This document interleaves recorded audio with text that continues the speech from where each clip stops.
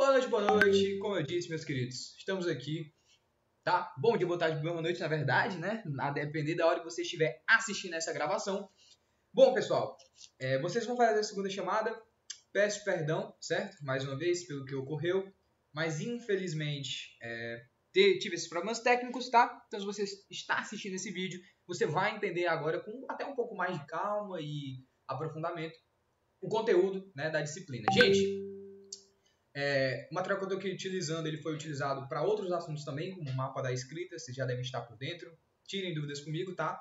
Sobre isso. Mas vamos ver aqui rapidinho, tá? Sobre essa questão que a gente estava trabalhando. A gente já tinha trabalhado ali leis físicas, leis culturais, que fazem parte, né? Ordem natural e social, e instrumentos de controle social. Então, gente, objetivamente, tá? Eu vou trazer aqui para vocês algumas noções, concepções e o que vocês precisam saber para avaliação de vocês, tá? Da disciplina aí de segunda chamada, beleza? Então esse vídeo aqui vai ser bem rápido, bem tranquilo, meia horinha, 40 minutos ali, ao invés de você estar assistindo aquela série, né, aquela sériezinha na Netflix, você está aqui com o seu querido monitor, né, lhe orientando, lhe ajudando a conseguir uma boa nota aí na nossa disciplina, que eu tenho certeza que vocês vão conseguir. Então, foco no objetivo, partiu. Gente, primeiro, bibliografia. Isso aqui eu recomendo lá no começo, tá, do semestre, no caso, fevereiro, né, a gente já está no começo do semestre. Mas enfim, eu recomendo a bibliografia no comecinho, tá? Isso aqui vocês não precisam ler agora, tá? Sem desespero. Isso aqui é basicamente o que vocês vão ler ao longo do semestre. Pegar uns livros desses, começar a dar uma lida em alguns capítulos. São muito interessantes, muito importantes. Esse aqui, fundamental, Teoria do Ordenamento Jurídico, Teoria da Norma Jurídica também, tá? E esse daqui do Paulo Nares. São livros ótimos, bem didáticos, bem simples e diretos, tá? Alguns até disponíveis na biblioteca digital. Queridões, vamos passando aqui, beleza? E vamos começar. A gente já tinha visto, né? Eu não vou me prender muito a esse ponto, que a gente estava trabalhando sobre a ordem natural e ordem social, direito e o mundo ético. A gente falou, existem 3 esferas de realidade, a natureza, a cultura e a ética. Que bonito. As leis físicas estão voltadas ali para a natureza, como a gente trabalhou, né? Elas são determinísticas, descrevem fatos, né? E são subordinadas a esses fatos. E existem também as leis culturais e as leis éticas. Passando, né? Vimos aí o que são as leis físicas, tá? E que a gente já se aprofunda um pouco, trazendo que, proposto por esse pensador chamado de Olivetti, essas leis físicas, elas não precisam da razão, né, e da liberdade. Porque quando eu digo precisam, elas não precisam realmente da razão e da liberdade. E elas estão regidas pelo princípio da causalidade. Este que diz, havendo uma causa, necessariamente haverá um efeito. Então, se você pega esse exemplo aqui da imagem, olha que bonitinho, nosso queridíssimo Jorge. O Jorge pega, segura uma esfera dessas, vocês devem conhecer isso aqui como as bolas de Newton, né? E aí, um nome curioso, se você soltar uma esfera, você vai fazer essa esfera encostar nessa, e lá na frente, quem vai sentir o impacto, né? Vai ser essa, por conta da conservação de energia aí que você aprende lá na física. Então, gente, leis físicas, elas fazem isso. Eu digo, ó, se esse cara soltar essa bola, esse cara é o Carlos Jorge, né? Olha o cara bonito, cara com personalidade. Se ele pegar e soltar essa esfera nessa, você pensaria, poxa, essa daqui tem que ir para frente. Mas você aprendeu que existe uma coisa chamada conservação de energia. Então, a energia que eu tenho aqui, que passa para essa, ela passa para essa, e quem vai sentir no final das contas vai ser essa, né? Que é a lei da ação e da reação. Terceira lei do nosso mano Newton. Então, passando, a gente já entendeu o que são as leis físicas também naquele começo do GED, mas aqui eu estou repaginando para você pegar aqui o fio da meada. E aí a gente tem as características dela. Bom, as leis físicas a gente vai entender a partir desse pensamento que elas são leis descritivas, que têm um determinismo rigoroso e são subordinadas aos fatos. Olha a dica para você lembrar das características. São leis descritivas que possuem determinismo rigoroso e estão subordinadas ao fato. Basicamente, é o que elas são, tá? Essas características podem vir aqui dessa definição do que é uma lei física. E o que quer dizer cada coisa? Como a gente viu, né? Primeiro eu vou descrever um fenômeno natural, olha a dica. Vai ser um determinismo rigoroso, porque sempre acontecerá daquele jeito, princípio da causalidade. E por último, vai ser subordinado ao fato. Tá? Essa minha lei que eu criei, se eu digo que força igual a massa vezes aceleração, é porque sempre que eu pegar a massa de um objeto e multiplicar pela aceleração dele, eu vou ter a força resultante disso. Luiz, tu tá falando de física mesmo, numa graduação de Direito? Tô, meu caro, me desculpa, mas é porque eu estou dizendo que se por algum motivo essas leis, esses fenômenos naturais mudarem, todas essas teorias das físicas podem ser alteradas, entendeu? Elas são subordinadas ao fato. A lei, ela não pode ser alterada por uma mera compreensão, por um mero sentido. Ela vai alterar só se o fato alterar, Se esse fato, esse fenômeno não alterar, ela também não altera. Perfeito? Bom, seguindo aqui, vamos ver aqui, ó, um videozinho bacana para mostrar, né? Só exemplificar melhor. Ó, gravidade. Gravidade é muito simples, a gravidade funciona dessa forma, tá? Enfim, eu solto um objeto e ele cai de uma determinada altura por influência pura da gravidade, né? Já que a Terra, né, querendo ou não, exerce uma gravidade trazendo a gente para o solo e ao mesmo tempo a gente exerce uma força sobre a Terra, né? Enfim, não vou ficar aqui enchendo vocês com física, gente. Bora para frente. Leis culturais, pronto. A gente tinha falado sobre isso. Bem simples, bem bacana.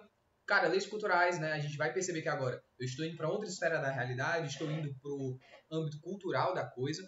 Então, eu vou trazer um novo tipo de interpretação. A gente viu que as leis culturais, elas veem o fato, assim como as leis físicas, porém elas vão trazer um juízo de valor para esse fato.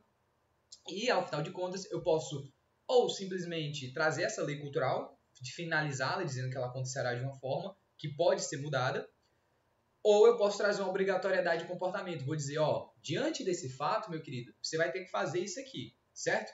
Então, é daí que traz essa sua natureza valorativa, axiológica, né? As palavras axiológica pode parecer complicado, mas a axiologia, gente, é uma ciência que estuda os valores. Então, a lei cultural, ela é axiológica, né? Ela tem uma natureza axiológica, ela vê os valores da sociedade, não matar, não roubar, né? Não, por exemplo, ficar em dívida, né, com as outras pessoas, enfim. Teleológica ou finalística, né? Ou seja, elas têm uma finalidade, são leis compreensivas, envolvem o juízo de valor, perfeito? Passando aqui, a gente vai ter essa divisão entre leis puramente compreensivas e compreensivo-normativas. Como a gente tinha visto, e agora vocês já estão quase que experts na diferença entre as duas, eu tenho que as leis puramente compreensivas são aquelas leis, né, que aqui fica o destaque, leis gerais de tendência ou esquemas ideais de ação. Eu vou ter, na verdade, uma lei que descreve, de um certo modo, que na verdade não descreve, ela compreende um fenômeno, e aí eu gero uma lei sociológica, uma lei histórica e econômica. Na sociologia eu tenho, por exemplo, o fato social. O fato social é uma lei cultural. Eu observo e digo, ó, o fato social, ele tem essas características, né? Vocês que estão vendo aí a cadeira de homem, a sociedade. Vocês que estão vendo essa cadeira já devem ter se debruçado, ainda deve estar vendo ali o Marx, né, o velho barbudão. Mas se não estiverem já vendo ali o Durkheim vai trazer o que é um fato social. É interessante para o direito, o fato social, tá? Para vocês entenderem algumas relações interhumanas, intersubjetivas no caso. E aí o fato social vai ter algumas características. Ele é coercível, ele é exterior e ele é geral, né? Ele abrange muitas coisas. Sempre voltado às relações dos indivíduos. Então, tudo mais. Então, a gente deu aquele exemplo, né? As leis econômicas, por exemplo, da oferta e da demanda. Se está ali no Black Friday. Black Friday vai ter muita gente querendo comprar produtos porque vai estar em desconto. Mas por que estão em desconto? Porque estou em final de ano, estou em festa. Você quer comprar aquela roupa bonitinha ali para o Natal, para o Ano Novo. Você quer comprar sua árvore, os enfeites, enfim. Você está consumindo. E não vai ser só você, vai ser várias pessoas. Olha só como a lei cultural está observando toda essa galera. Essa tendência que as pessoas têm de agirem no momento ali. Beleza? De agirem, no caso, né? De irem até as lojas e comprarem seus produtos. E essas leis culturais podem ser compreensivo-normativas. Diferentemente das puramente compreensivas, aqui, óbvio, a maior diferença é essa, gente. Norma. Aqui está a grande diferença. Eu ainda vou ter a observação de um fato, de um fenômeno, que vai me implicar um juízo de valor, vou compreender aquele fenômeno, porém aqui eu tenho um elemento a mais, um elemento diferente. Eu tenho a obrigatoriedade de um comportamento. Isso mesmo que a gente já tinha falado, né?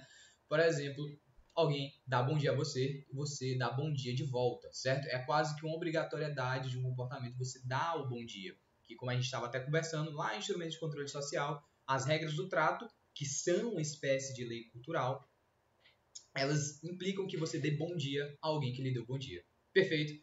É basicamente isso, tá? E daqui surgem as normas éticas, porque se aprofundando nesse estudo das leis culturais, surgem as normas éticas, que são uma espécie de lei cultural, beleza? Porém, voltadas ao plano normativo, propriamente dito.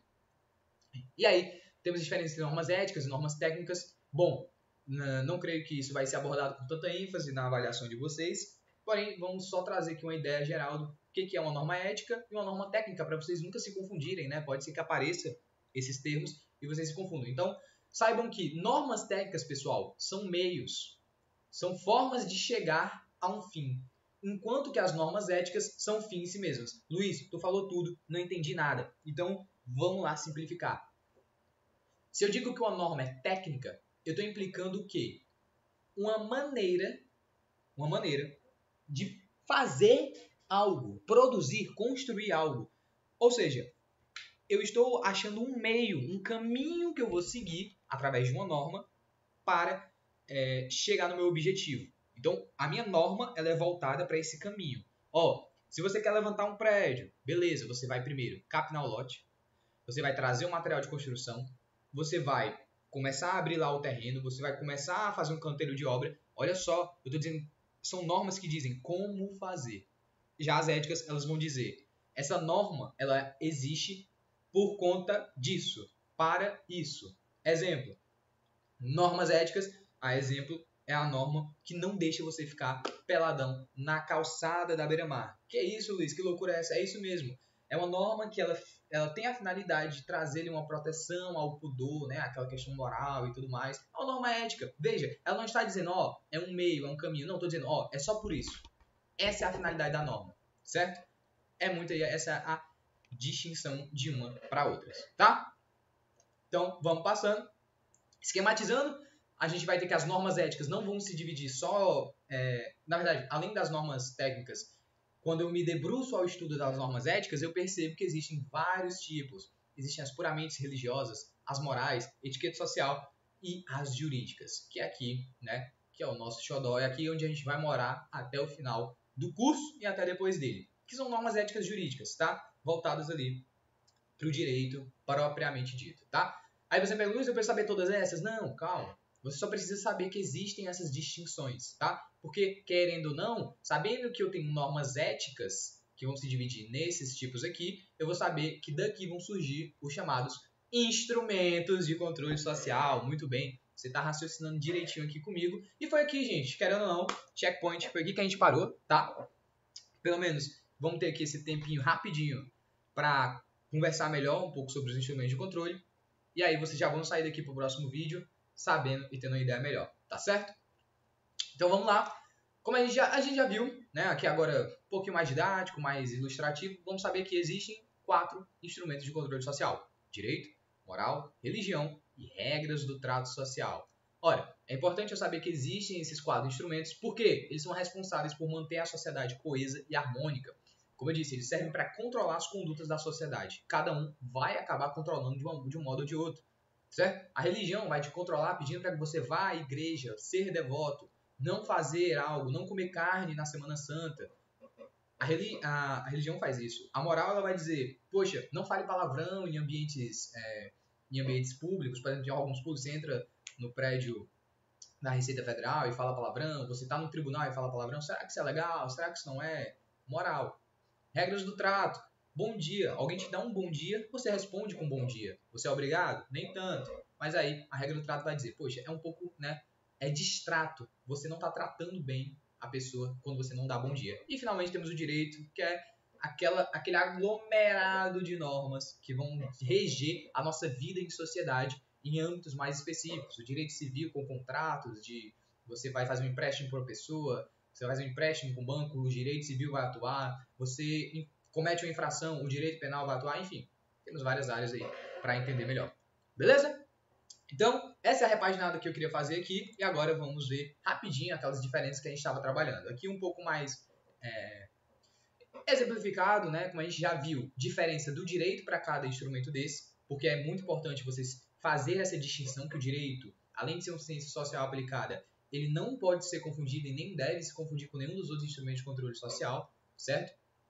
Ele é uma ciência em si e ele vai ter essas diferenças, tá? Então, para a religião, existem N diferenças. Começar pelo nome, brincadeira.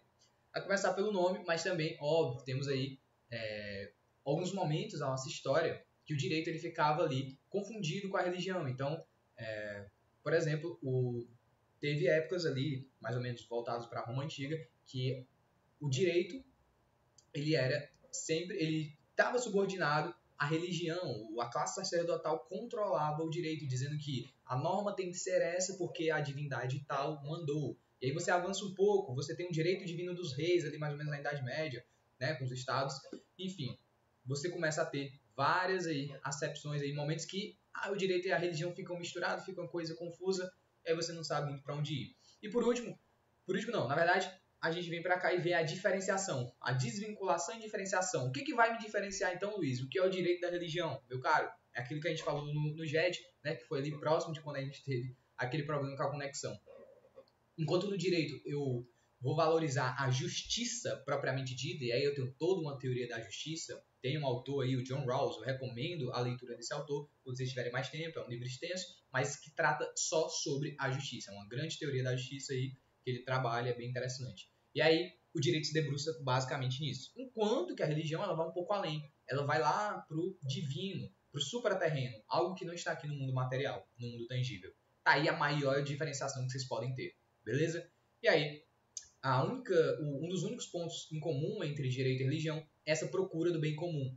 Enquanto a religião vai para aquele bem comum espiritual, o direito vai para um bem comum social das pessoas em si, cada um para com o outro. Beleza? E vamos passando.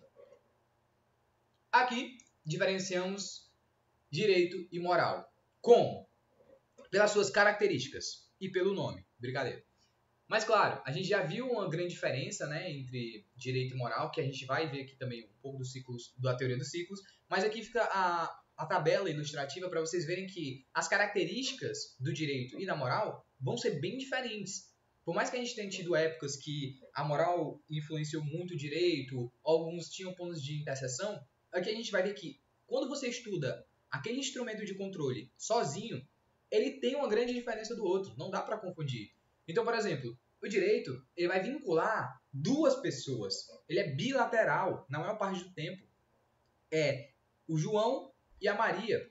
O João foi comprar a geladeira da Maria. E a Maria entregou a geladeira. Mas o João ele não deu dinheiro para a Maria. Aí o direito civil vai vir e vai dizer: João, você tem que dar um jeito de pagar a Maria. Porque senão você vai receber aí algumas punições civis. Entendem? É basicamente isso. Eu estou trazendo uma vinculação entre duas pessoas. Enquanto que na moral é mais unilateral. Na moral, eu vou ter assim, cara, eu não vou agir dessa forma porque não é legal, eu não vou ser bem visto, as pessoas não vão gostar e tudo. Por mais que eu possa ter uma influência externa, a vinculação é interna. Como assim, Luiz?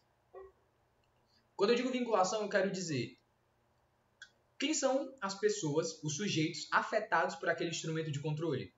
No caso que eu dei, no exemplo que eu dei, João e Maria comprando uma geladeira. Porém, na moral, no instrumento de controle moral, a vinculação é só um indivíduo. Ele vai seguir ali uma conduta porque ele acha que aquela conduta é a mais coerente. Até que, claro, ele perceba que não é bem assim ou que, na verdade, ele está no caminho correto. Tranquilo? Então, eu não vou jogar lixo na rua porque eu não acho correto. Por mais que não tenha nenhuma norma dizendo que eu não tenho que fazer. Beleza? E aí eu vou estar vinculando só eu comigo mesmo. Eu vou estar com a minha consciência e vou pensar, poxa, eu não quero fazer isso porque eu não acho certo. Aí eu estou trabalhando moral propriamente dita. Não é porque, eu não vou fazer porque vai ter uma lei que vai me punir. Olha aí, que interessante. Então, no direito eu tenho essa coercibilidade. Olha outro exemplo aqui, ó, de distinção. Eu tenho uma coercibilidade. Eu vou dizer, se você não fizer, meu parceiro, você vai tomar uma punição. Civil, penal, administrativa, qual que seja. Enquanto que na moral, não existe uma certa punição ali propriamente dita, tá? Às vezes pode ser uma punição moral, uma correção moral. Pode ser que as outras pessoas olhem, caraca, aquele cara tá jogando lixo na rua, que coisa feia. Infelizmente é assim. Enfim. Aí, essas são as diferenças assim, nas características, pelo menos as mais importantes. É que pelo menos o direito ele é coercível e bilateral, a moral ela é unilateral e incoercível. Sem contar os outros, por exemplo, quanto à adesão, né, heterônomo e a moral é autônoma. O que isso quer dizer, né, se você estiver assistindo e não entender? Quando eu digo adesão o direito ele é heterônomo. Eu vou me aderir como? Com duas pessoas diferentes, certo? Com duas partes diferentes. Segue o mesmo princípio ali da bilateralidade. E a autônoma é aquela coisa de realmente a moral atuar como um fim em si mesmo. Bom, e por último, né, temos uma diferença entre sanção. A sanção do direito ela é prefixada e a sanção moral ela é sanção difusa. O que é sanção prefixada e sanção difusa? Gente, eu vou dar uma dica que eu sempre dou no GEDS, que nomenclatura sempre vai salvar vocês nesse curso. Então, quando eu digo que é uma sanção, tá? Sanção que é como se fosse uma ideia de punição, e eu digo que ela é prefixada, O que eu estou querendo dizer é que eu já tenho algo prevendo aquela sanção para uma determinada conduta. Vocês vão escutar falar algumas vezes que o direito, ele sempre, na verdade, a norma jurídica, que a gente vai estudar, a gente vai ter um tempo para estudar só a norma jurídica, que a gente vai ver a teoria da norma, a gente vai ver que a norma jurídica ela tenta vincular condutas e impor sanções. O que isso quer dizer? Toda vez que você matar alguém, lá no 121 do penal, toda vez que eu disser matar alguém, se você só fizer isso, essa é a conduta, matar alguém, bem didático. Se você fizer isso, você vai ser punido, porque já está previsto. A moral é uma sanção difusa. Algumas sanções morais, elas não vão estar previstas. Poxa, se eu brigo com a pessoa que está me atendendo numa lanchonete, e aí todos os populares ali em volta começam a me xingar, a chegar a um ponto que você pode até ser linchado, né? O que é um exemplo absurdo, claro, mas é para fins didáticos. Se aqueles populares ali em volta chegarem e começarem a dizer, cara, sai daqui, não sei o que, sua conduta, é uma sanção difusa. É uma sanção difusa. Por quê? Porque eu não estou prevendo isso. Isso aconteceu. Tá? A sanção difusa ela tem muito a ver com o que acontece em um determinado momento, em um determinado local. Certo? Enquanto no direito, a sanção prefixada quer dizer que eu já prevejo, né, já está fixada, que se você fizer isso, você vai ser punido dessa forma. Tá? Outra grande diferença entre direito e moral. Passando, aquilo que a gente viu, tá? A gente conseguiu discutir bem, mas infelizmente acabou caindo, né, a conexão, então eu vou dar aquela repaginada, falar um pouquinho de novo bem rápido, pra gente continuar trabalhando aqui. Então a gente conversou que teoria dos ciclos concêntricos, né, que são teorias que veem essa relação entre direito e moral. Eu perguntei para vocês, será que é importante saber essa diferença? Será que não é melhor a moral prevalecer do que o direito? E aí vocês me respondem, não, acho que a moral ela tem que prevalecer e tudo. Não, eu acho que os dois ali em igualdade. Bom, essa é uma das maiores discussões da história do direito propriamente dita, porque se você analisar cada instrumento de controle, é muito interessante você ter essa diferença entre moral e direito. Eles são próximos, mas não são equivalentes. O que isso quer dizer? Enquanto no direito eu estou sempre voltado ali para a sociedade, a moral ela também é muito voltada ao indivíduo. E o que acontece é que alguns pensadores, eles acabavam trazendo suas ideias, trazendo as suas teorias de como é essa relação entre direito e moral. Então, por exemplo, Jeremy Bentham, de outros filósofos franceses, ele procurava, em inglês no caso, ele procurava trazer a relação entre direito e moral. E ele percebeu que o campo da moral ele é mais amplo que o direito, ele abrange mais, ele abrange tudo. E o direito está subordinado à moral. Foi o exemplo que eu dei, né? Que infelizmente antigamente as mulheres não podiam votar, porque existia uma influência moral, certo? Do maldito, né? Digamos assim, patriarcado masculino, com aquela mentalidade esdrúxula de pensar que mulheres, enfim, não podiam votar, não tinham que estudar, enfim, ridículo, né? E aí a gente finalmente superou isso depois de um tempo, tá? Porque a moral, ela tem muito disso, né? A moral, ela varia de acordo com a época, do lugar, dentro, claro, se você olhar também na questão sociológica. Enfim, aí trazendo para cá, a gente viu que a moral estava influenciando o direito, certo? Enquanto que o direito daquelas pessoas estava sendo restringidos e sendo subordinados à moral, eu vou ter essa teoria do Bentham, tá? Então, acho que esse aqui não seria o modelo ideal para a gente seguir, e não é, obviamente, que a gente segue hoje em dia, tá? Tem a teoria dos ciclos secantes, que a gente viu, dos Pasquier, que alguns pontos entre moral e direito vão estar relacionados, como, por exemplo, eu pego e bem aqui eu vou ter uma mesma noção, uma mesma ideia do que eu considero certo ou errado, ou moral ou amoral. Por exemplo, se dentro da moral eu tenho uma norma que vai me dizer assim, cara, jogar no lixo, jogar lixo na rua é feio. Então, norma X aqui, ela diz que jogar lixo na rua é feio. No direito, eu vou ter a norma Y, que vai dizer que jogar lixo na rua também é feio. Veja, nos dois lados eu tenho normas dizendo assim, cara, jogar lixo na rua é feio. Claro, o direito de se preocupar com lixo na rua seria uma coisa interessante e tal, um pouco mais extrapolado. Mas aqui, para fins didáticos, eu vou trazer esse exemplo. Então, eu crio uma norma Y que diz assim, cara, a partir do momento que eu ver você vê alguém jogando lixo na rua, você pode receber uma multa por isso. E, moralmente falando, há um consenso de que jogar lixo na rua não é tão legal. Por mais que muita gente faça isso, algumas pessoas não estão ligando para isso, mas acontece. Então, nesse momento em que os dois lados estão com a mesma ideia, né, convergindo aí, eu vou ter uma interseção entre o campo da moral e do direito, tá certo? Aqui e aqui. Tá bom? Então é basicamente isso, certo? Essa relação aí dos ciclos secantes não é nada muito aí anormal ou coisa do tipo, beleza? Enfim, galera, continuando, a gente vai ter agora a visão kelseniana, que aqui que é um grande diferencial. A gente segue mais esse modelo, né? Não é que existe um modelo errado ou certo, porém existe um modelo mais adaptado ao que a gente segue, que é essa teoria kelseniana da separação total entre direito e moral. Porque na moral eu não tenho uma norma jurídica, no direito eu tenho uma norma jurídica. E quando vocês começarem a estudar teoria do ordenamento, teoria da norma, isso aqui vai ficar muito mais claro para vocês, tá? Então essa aqui é uma das visões mais aceitas hoje em dia. E por último, teoria do mínimo ético, né? Desenvolvida pelo jurista Jelinek, tá? Que ele até trabalha um pouco sobre direito constitucional. Ele traz que, na verdade, existe um mínimo ético-moral que deve ser respeitado e que está contido dentro do direito. O direito ele abrange tudo, ele é o tudo. Mas, nos domínios da moral, nos domínios do direito, eu tenho uma moral ali contida que deve ter um mínimo de moral para o direito agir. Você pode interpretar isso como o matar alguém lá do Código Penal, porque tanto para a moral quanto para o direito vai ser ali um mínimo. Poxa, para a gente viver em sociedade, eu preciso me sentir seguro, né? Eu preciso me sentir seguro para andar na rua. Eu tenho que saber que minha vida está sendo protegida.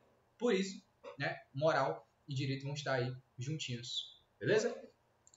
Bom, agora aquela diferenciação que a gente ia fazer, né, as regras do trato. Eu consegui, acho que, fazer essa diferenciação com vocês, mas só recapitulando. Regras do trato e direito. A grande diferença aqui, eu não tenho uma coercibilidade para começar, tá? Não é coercitivo, aqui já é coercitivo. E aqui são padrões de conduta. Eu não estou relacionando todas as formas de interação social que podem ensejar conflitos. Aqui eu estou trazendo coisas que vão tornar o ambiente mais ameno, mais tranquilo, mais agradável para a convivência.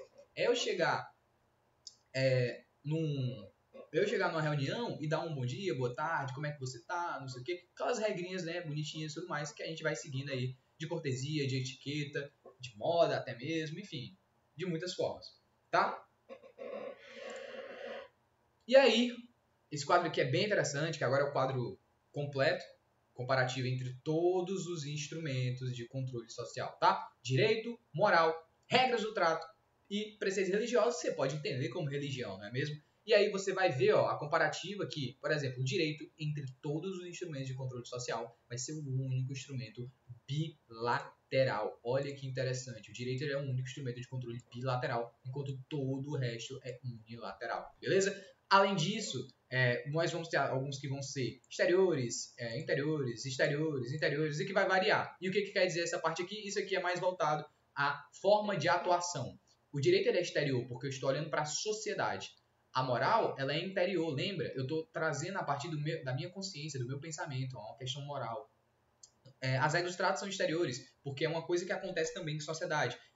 Quando você está em um ambiente com outras pessoas, você vai dar um bom dia, você vai dar uma boa tarde, você vai dizer um obrigado, você não vai xingar a pessoa, certo? Que aí talvez até fosse lá pro direito. Mas essa é a visão que eu queria passar para vocês. E outro detalhe, coercível, certo? O direito, ele é um único instrumento de controle social coercível propriamente dito. Quando eu digo único é porque ele é o que tem mais poder de coerção entre todos os outros. Então essas duas características vão diferenciar o direito de todo o resto, galera. Tá? E aí por último tem a questão da sanção, né? Que pode ser prefixada ou difusa, que a gente já conversou. E aí alguns vão ser difusos, como a moral e as regras do trato. E o direito, ele vai ser, e a religião ela vai ser também prefixada, né? Como os 10 mandamentos, por exemplo. E outras regras que nós temos dentro das culturas anglo-saxônicas. No caso, o direito ele sempre vai também ser prefixado, né? A questão de você já ter uma norma que prevê aquela conduta. Bacana? Passando adiante. Isso aqui era sobre outro assunto, que é sobre o mapa da escrita. E, gente, você que assistiu esse vídeo até aqui, espero muito que tenha sido proveitoso. Não assista no 1.5, que eu já falo nesse nível, tá? Enfim, vou ter que gravar mais vídeos para vocês. Agradeço mais uma vez pela compreensão. Peço desculpas aí pelo ocorrido, tá bom? E vamos para os próximos vídeos, tá? Terminando os instrumentos de controle social, uma visão levemente aprofundada, rápida e panorâmica para vocês já terem uma ideia e passarem para o próximo conteúdo, tá? Galera, vejo vocês no próximo vídeo. Muito obrigado a todos que assistiram até aqui. Um grande abraço e tchau, tchau!